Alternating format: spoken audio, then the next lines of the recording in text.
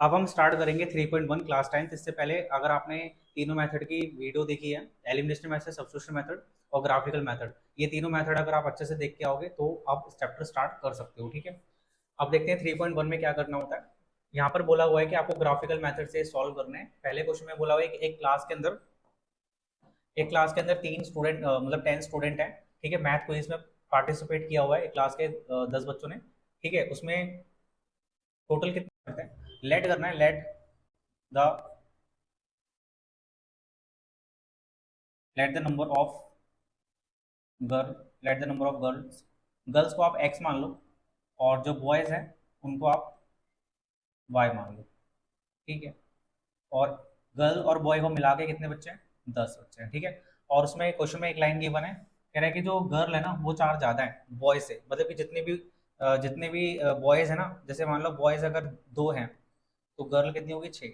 अगर बॉय 4 है तो गर्ल कितनी होगी, 8 हो गई। ठीक है, अगर बॉय 6 हैं तो गर्ल कितनी हो गई, 10, क्योंकि आपको 4 जोड़ना है हर बार, क्योंकि जितने भी बॉयज होंगे ना उतने आपको जोड़ते चले जाना है। ठीक है, और एक बात मेरी हमेशा याद रखना जो मैं बोल रहा हूँ कि यहाँ पे कभी भी कंपैरिजन आता है ना, कंपैरिजन कभी भी क्वेश्चन में कंपैरिजन होता है।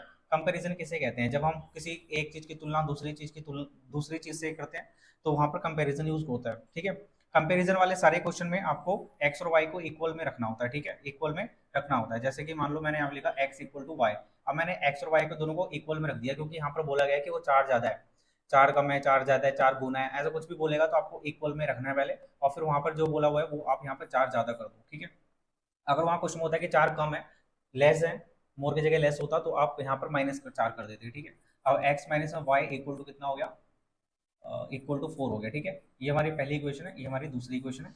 अब हमें क्या करना है, इसमें ग्राफिकल मेथड से इसको सॉल्व करना है। तो आपको सबसे पहले फ्रॉम 1 लिखो, एक्स की वैल्यू आप 0 लेट कर लो, कुछ भी कर सकते हैं, 0 कर देते हैं।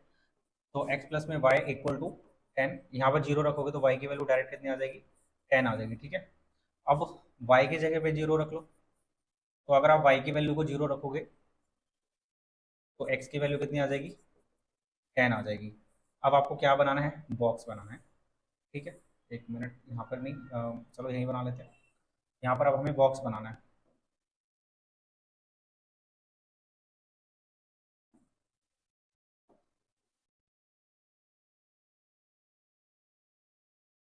जब हमने यहाँ पे x की वैल्यू 0 पुट किया था तो y कितना आया, 10 आया। जब y 0 पुट करा तो ये कितना आया, 10 आया। ठीक है, तो 10 आया, तो x प्लस में y इक्वल टू 10। अब आते हैं दूसरी इक्वेशन। दूसरी इक्वेशन क्या है हमारे पास, x माइनस में वाई इक्वल टू 4 है। ठीक है, इस वाले में भी हमें वही करना है, x की वैल्यू 0 पुट कर लो, तो x की वैल्यू 0 पुट करेंगे तो y की वैल्यू यहाँ पर 0 रख लो, माइनस वाई इक्वल टू 4। अब ये जो माइनस है ना वो इधर आ जाएगा तो ये 4 के साथ माइनस हो जाएगा। अब आप ये मत करना कि ये माइनस इधर से इधर जाएगा तो प्लस का होगा, क्योंकि रूल होता है कि माइनस है इधर आके प्लस हो जाएगा। ये रूल बिल्कुल ठीक है, लेकिन ये जो माइनस है इसके साथ मल्टीप्लाई हो रहा है तो डिवाइड होने के लिए इधर आएगा तो वो साइन चेंज नहीं होगा, बस -4 माइनस का माइनस ही रहेगा। क्योंकि रीजन है क्योंकि चार माइनस के साथ वाई के साथ माइनस है, ये मल्टीप्लाई हो रहे हैं आपस में, इसलिए। उसके बाद आते हैं,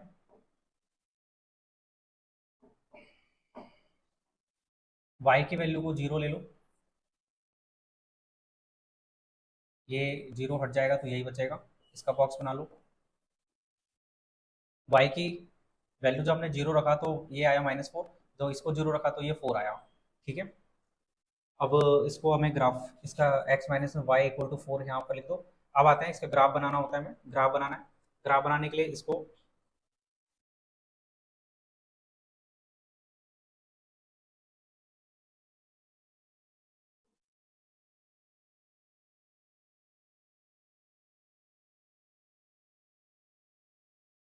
ठीक है, अब ग्राफ बनाते हैं।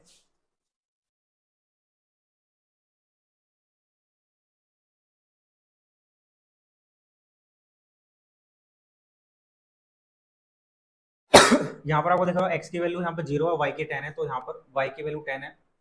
ठीक है, तो इसको मैं थोड़ा और ऊपर कर देता हूँ, ये हो जाएगा 9, ये हो जाएगा 10। ठीक है, और वहाँ पे कितना गिवन है, 10, y की वैल्यू 10 है तो आप यहाँ पर 10 पे ये हो जाएगा, और x की वैल्यू भी कितनी है, 10 है, तो यहाँ पे भी ये इधर की तरफ आ जाएगा।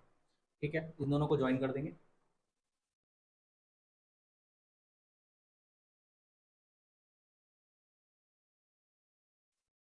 इन दोनों को ज्वाइन करना है। ठीक है, दूसरा पॉइंट है क्या है हमारा, दूसरा है -4 से 4। तो -4 कहाँ है, -4 है हमारे पास ये, और +4 यानी कि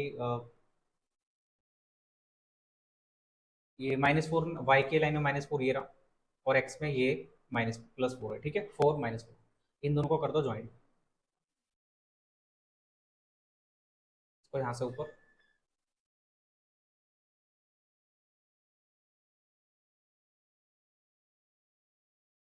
ये जहां पर इंटरसेक्ट होंगे वही हमारा आंसर आएगा।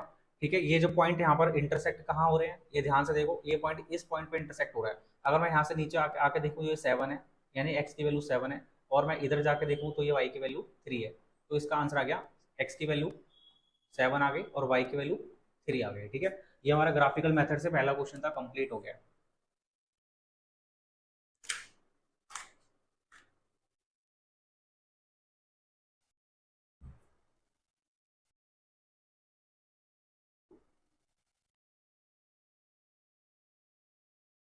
अब इसी 3.1 का पहले क्वेश्चन का सेकंड पार्ट स्टार्ट करते हैं। यहाँ पर बोला हुआ है कि क्वेश्चन 5 पेंसिल और 7 पेन को दोनों को मिला के 50 रुपीज में परचेज किया है। तो आप ऐड कर लोगे जो कॉस्ट है, कॉस्ट ऑफ पेंसिल, जो पेंसिल की जो कॉस्ट है उसको ऐड कर लो कि x रुपीज़ है, और कॉस्ट ऑफ पेन, पेन की जो कॉस्ट है उसको ऐड कर लो y है। ठीक है, तो 5x प्लस में 5x प्लस में 7y इक्वल टू कितना, 50 रुपीज़। ठीक है, ऐसे सेम 7 पेंसिल और 5 पेन दोनों को मिला के कितना है, 46। ठीक है, इसको आपको ग्राफिकली सॉल्व करने के लिए बोला गया है, ग्राफिकल मेथड से। तो आपको यहाँ सोचना पड़ेगा कि x और y को ग्राफिकली इसको सॉल्व करना है, तो आपको सोचना है कि x और y की वैल्यू ऐसे क्या पुट करो जिससे कैंसल आउट हो जाए। ठीक है,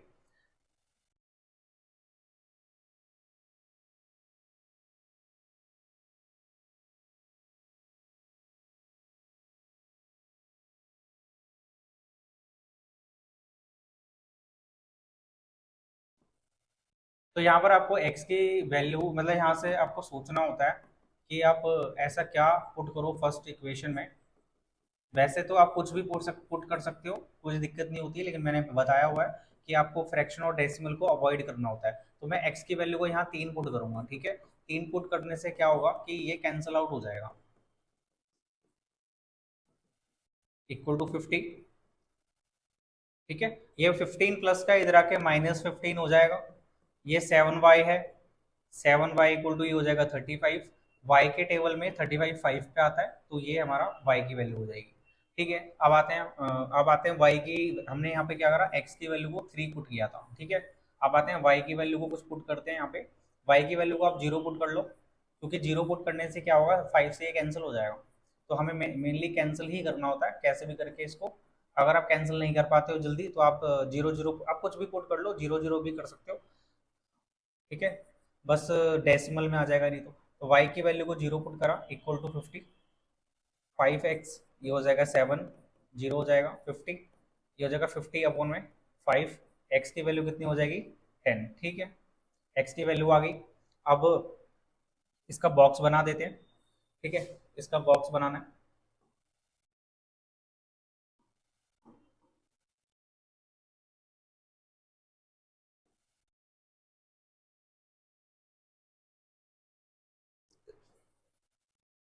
इस इक्वेशन का बॉक्स क्या रहेगा कि जब हमने x की वैल्यू को 3 पुट किया था तो y की वैल्यू 5 आई, जब हमने y की वैल्यू को 0 पुट किया तो x की वैल्यू कितनी आई, 10। तो हमने यहाँ इक्वेशन में लिख दिया 5x प्लस में 7y प्लस में इक्वल टू 50। ठीक है, इक्वल टू 50। अब आते हैं अपने दूसरी इक्वेशन पे। ठीक है, ये फर्स्ट इक्वेशन थी। अब सेकंड इक्वेशन को यहाँ पर लिख के सॉल्व करते हैं।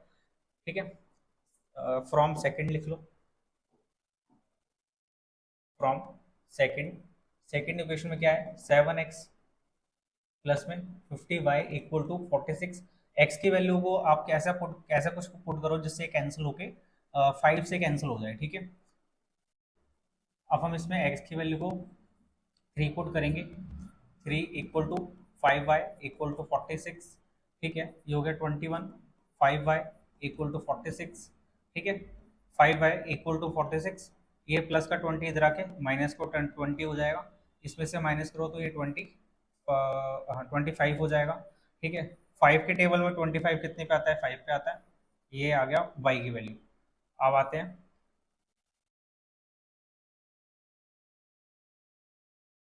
अब हमें यहाँ पे कुछ ऐसा पुट करना है जिससे कैंसिल हो, तो y की वैल्यू 0 पुट कर लो, यहाँ पे सबसे सही है 0 पुट कर लो। x प्लस में 5 0 इक्वल टू 46, ये तो 0 ही रह जाएगा। ठीक है, 7x इक्वल टू 46, 46 अपन में 7, 7 के टेबल में ये होता है 6 पे। ठीक है, अब हमें बनाना है इसका बॉक्स। तो जब हमने x की वैल्यू को 3 पुट किया था तो y की वैल्यू कितनी आई, 5। जब हमने y की वैल्यू को 0 पुट किया तो हमें x की वैल्यू कितनी मिली, 6। ठीक है, और ये इक्वेशन है 7x प्लस में 5y इक्वल टू 46, इसका ध्यान रखना में। तो कम्प्लीटली हमने क्या करा, इस क्वेश्चन का जो ग्राफिकल मेथड होता है ना वो कंप्लीट कर लिया। अब हमें ग्राफ बनाना है। ठीक है, ग्राफ बनाना है। ठीक है, आप चाहो तो उसको नोट कर लो, ग्राफ बनाने के लिए थोड़ा स्पेस चाहिए होगा मुझे।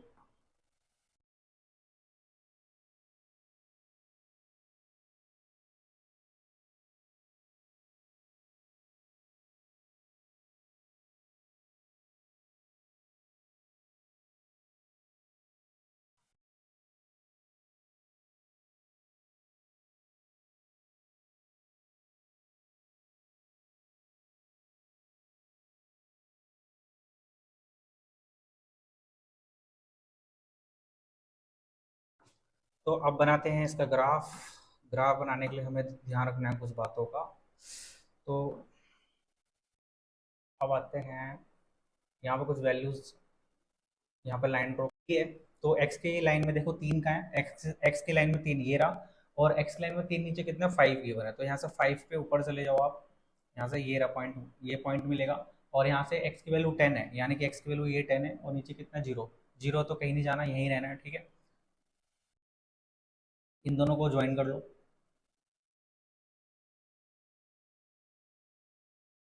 उसके बाद आते हैं अगला पॉइंट, ये 3 और 3, एक्स की वैल्यू यहाँ 3 है, तो आप 3 देख लो कहाँ पे है। ये 3 हमें मिलेगा यहाँ पे एक्स पे, और 5 पे ऊपर जाना है, ये 3 से 5 ऊपर जाओ, यही पॉइंट है। ठीक है, यही वाला पॉइंट है, और 3 से 5 यही पॉइंट है सेम।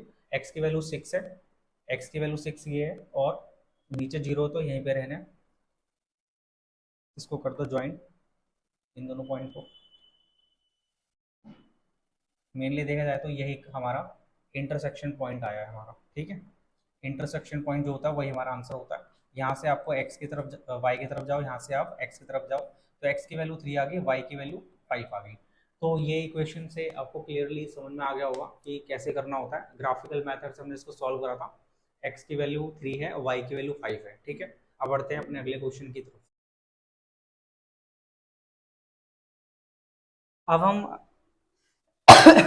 आगे के क्वेश्चन करने के लिए हमें सबसे पहले इस टेबल को समझना पड़ेगा। ठीक है, क्योंकि आगे के जो क्वेश्चन है वो कंडीशन बेस्ड क्वेश्चन है, और वो कंडीशन हम इस टेबल से पहले समझेंगे कि कंडीशन क्या है। तो कंडीशन मेनली 3 ही है इसके अंदर। ठीक है, तो कंडीशन मेनली 3 है। तो सबसे पहले कंडीशन देखो क्या है, कि जब यहाँ पर मान लीजिए, तो जस्ट एग्जाम्पल के लिए दिया हुआ है यहाँ पे।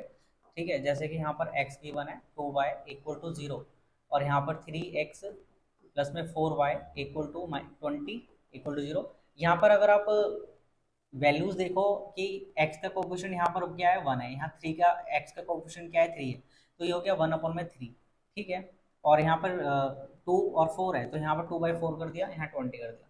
तो यहाँ पर अगर आप देखो तो कंडीशन में ये कि दोनों इक्वल नहीं बन रहे हैं। ठीक है, 1/3 और 2/4 इक्वल नहीं हो सकते, और ये भी इक्वल नहीं हो सकते। तो कंडीशन ये कि फर्स्ट वाली कंडीशन ये होती है कि जब ये इक्वल ना हो तो ये इंटरसेक्टिंग लाइन होती है इनकंसिस्टेंट, और एग्जैक्टली वन सोल्यूशन और यूनिक सोल्यूशन में ये आएगा। ये कंडीशन जब क्या कंडीशन हो, जब ये इक्वल ना हो तो ये कंडीशंस बनेंगी। लेकिन अगर इसका अपोजिट हो जाए, जैसे कि यहाँ 2/4 और 3/6 और 19/9/18, तो अगर अब मैं इसको कैंसिल करूंगा ना, तो ये 1/2 आएगा, ये भी 1/2 आएगा, और ये भी 1/2 आएगा। तो ये तीनों ही क्या है 1/2 1/2 1/2 क्या इक्वल हो गए। तो जब तीनों इक्वल हो जाएंगे तो ये वाली कंडीशन बनेगी, और इसको कोइंसिडेंट लाइन, कंसिस्टेंट और इनफाइनाइट मैनी सॉल्यूशन कहते हैं। ठीक है, तो ये दूसरी कंडीशन थी। अब इसके बाद देखो, जैसे कि ये वाली कंडीशन है, यहाँ पर 1 है, 1/2 2/4 और 4/12। तो ये अगर मैं इसको कैंसिल करूँ तो 1/2 हो जाएगा, तो और इसको कैंसिल करूँ तो 3 हो जाएगा, ठीक है। जो कि स्टार्टिंग के 1/2 तो आ रहा है यहाँ पे, स्टार्टिंग का तो इक्वल है बट लास्ट वाला इक्वल नहीं है, ठीक है। तो स्टार्टिंग का इक्वल है बट लास्ट में इक्वल नहीं है, तो इसको इनकंसिस्टेंट पैरेलल और नो सॉल्यूशन कहते हैं। ये कंडीशन है, इसको अच्छे से समझना। इसके बाद अब हम अगले क्वेश्चन पे पहुंचते हैं। अगला क्वेश्चन इसी टेबल पे बेस्ड ही रहे। अब करते हैं अगले क्वेश्चन को।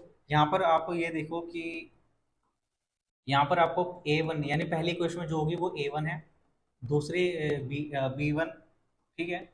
B1 इक्वल टू -4, C1 कितना है 8 है, और A2 कितना है 7 है, B2 कितना है 6 है, और C2 कितना है -9 है। अब कंडीशन क्या है हमारा, A1 अपॉन में A2, B1 अपॉन में B2, सॉरी B1 अपॉन में B2, यहाँ B1 आएगा, B1 अपॉन में B2 और C1 अपॉन में C2। ये कंडीशन इसके अंदर पुट करो, 5/7 आ जाएगा इक्वल टू -4/6 हो जाएगा इक्वल टू 8/-9 हो जाएगा। इसको कैंसिल करो, 5/7 हो जाएगा, इसको कैंसिल करो, 2/2 2 सा 4, 2 3 सा इक्वल टू 8/9 हो जाएगा। ये कंडीशन में क्या है ना, ये इक्वल नहीं आ रहा, ठीक है। तो जब इक्वल नहीं आता, तो जब इक्वल नहीं है ना, ये स्टार्टिंग के दोनों ही इक्वल नहीं है, तो ये हैंस जब इक्वल नहीं होता, hence the given lines are intersecting. क्योंकि अभी हमने कंडीशन देखा था कि इंटरसेक्टिंग लाइन होती है जब दोनों इक्वल नहीं होते, तीनों ही ये कंडीशन इक्वल नहीं होती, तो इंटरसेक्टिंग लाइंस में आता है, ठीक है। अब आते हैं अगले अगले पार्ट पे। A1 की वैल्यू 9 है, B1 की वैल्यू 3 है, और C1 की वैल्यू 12 है, A2 की वैल्यू 18 है,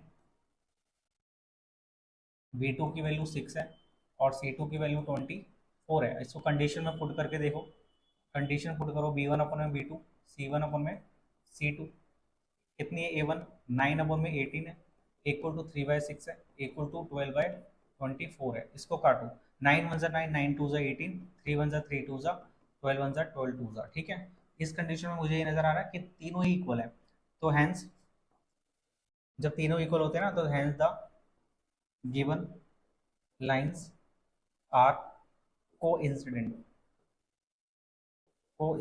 लाइन, ठीक है।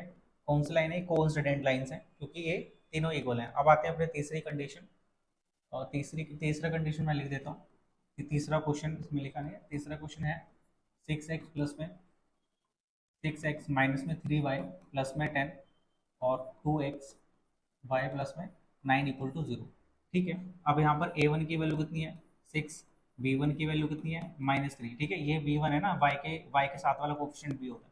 C1 की वैल्यू कितनी है 10 है, A2 की वैल्यू कितनी है 2, B2 की वैल्यू कितनी है -1, और C2 की वैल्यू कितनी है 9 है।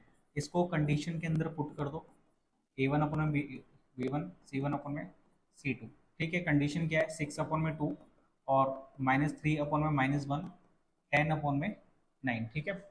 ये कंडीशन है। इस कंडीशन में जब हमने पुट करा तो ये आया। अब कौन सा टेबल इसमें कैंसिल होगा, तो 2 1 2, 2 3 जा, ठीक है। माइनस माइनस अपन में कैंसिल हो जाएंगे, ये 3 हो जाएगा, इक्वल टू 10 अपन में 9 हो जाएगा। तो इसमें क्या आ रहा है ना, ये लास्ट का इक्वल है बट स्टार्टिंग का इक्वल है। 3/9, 3 अपन में 1, 3 अपन में 1 क्या है, इक्वल है। जब स्टार्टिंग का इक्वल होता है बट लास्ट का नहीं होता, तो ऐसे में हम इसको पैरेलल लाइन कहते हैं। तो hence the given lines are parallel, ठीक है। ऐसे कंडीशन में पैरेलल बोलते हैं, ठीक है। अब हम आते हैं अपने अगले क्वेश्चन पे, इसको चाहो तो आप नोट कर सकते हैं। अगले क्वेश्चन को, यहाँ पर आप ये देखो कि यहाँ पर आपको A1 यानी पहली क्वेश्चन में जो होगी वो A1 है, दूसरी B1, ठीक है। B1 इक्वल टू -4, C1 कितना है 8 है, और A2 कितना है 7 है, B2 कितना है 6 है, और C2 कितना है -9 है। अब कंडीशन क्या है हमारा, A1 अपॉन में A2, B1 अपॉन में B2, सॉरी B1 अपॉन में B2, यहाँ B1 आएगा, B1 अपॉन में B2 और C1 अपॉन में C2। ये कंडीशन इसके अंदर पुट करो, 5/7 आ जाएगा, इक्वल टू -4/6 हो जाएगा, इक्वल टू 8/-9 हो जाएगा। इसको कैंसिल करो, 5/7 हो जाएगा, इसको कैंसिल करो, 2/2 2 सा 4, 2 3 सा इक्वल टू 8/9 हो जाएगा। ये कंडीशन में क्या है ना, ये इक्वल नहीं आ रहा, ठीक है। तो जब इक्वल नहीं आता, तो जब इक्वल नहीं है ना, ये स्टार्टिंग के दोनों ही इक्वल नहीं है, तो ये हैंस जब इक्वल नहीं होता, hence the given lines are intersecting. क्योंकि अभी हमने कंडीशन देखा था कि इंटरसेक्टिंग लाइन होती है जब दोनों इक्वल नहीं होते, तीनों ही ये कंडीशन इक्वल नहीं होती, तो इंटरसेक्टिंग लाइंस में आता है। ठीक है, अब आते हैं अगले अगले पार्ट पे। A1 की वैल्यू 9 है, B1 की वैल्यू 3 है और C1 की वैल्यू 12 है। A2 की वैल्यू 18 है, B2 की वैल्यू 6 है और C2 की वैल्यू 24 है। इसको कंडीशन में पुट करके देखो, कंडीशन पुट करो B1 अपन में B2, C1 अपन में C2, कितनी है A1 9 अपन में 18 है, इक्वल टू 3/6 है, इक्वल टू 12/24 है। इसको काटो, 9 1 9, 9 2 18, 3 1 3 2 12 1 12 2। ठीक है, इस कंडीशन में मुझे ये नजर आ रहा है कि तीनों ही इक्वल है, तो हैंस जब तीनों इक्वल होते हैं ना, तो hence the given lines are coincident line. ठीक है, कौन सी लाइन है? को इंसिडेंट लाइन्स हैं, क्योंकि ये तीनों इक्वल हैं। अब आते हैं अपने तीसरी कंडीशन, और तीसरा कंडीशन मैं लिख देता हूँ कि तीसरा क्वेश्चन इसमें लिखा नहीं है। तीसरा क्वेश्चन है 6x प्लस में 6x माइनस में 3y प्लस में 10 और 2x y प्लस में 9 इक्वल टू 0। ठीक है, अब यहाँ पर a1 की वैल्यू कितनी है? 6, b1 की वैल्यू कितनी है? -3। ठीक है, ये b1 है ना, y के साथ वाला कोफिशिएंट भी होता है। c1 की वैल्यू कितनी है? 10 है। a2 की वैल्यू कितनी है? 2, b2 की वैल्यू कितनी है? -1 और c2 की वैल्यू कितनी है? 9 है। इसको कंडीशन के अंदर पुट कर दो, a1 अपन में b1, c1 अपन में c2। ठीक है, कंडीशन क्या है? 6 अपन में 2 और -3 अपन में -1, 10 अपन में 9। ठीक है, ये कंडीशन है। इस कंडीशन में जब हमने पुट करा तो ये आया। अब कौन सा टेबल में कैंसिल होगा? तो 2 1 2, 2 3 जा। ठीक है, माइनस माइनस अपन में कैंसिल हो जाएंगे, ये 3 हो जाएगा, इक्वल टू 10 अपन में 9 हो जाएगा। तो इसमें क्या आ रहा है ना, ये लास्ट का इक्वल नहीं बट स्टार्टिंग का इक्वल है। 3/9, 3 अपन में 1, 3 अपन में 1 क्या है? इक्वल है। जब स्टार्टिंग का इक्वल होता है बट लास्ट का नहीं होता, तो ऐसे में हम इसको पैरेलल लाइन कहते हैं। तो hence the given lines are parallel. ठीक है, ऐसे कंडीशन में पैरेलल बोलते हैं।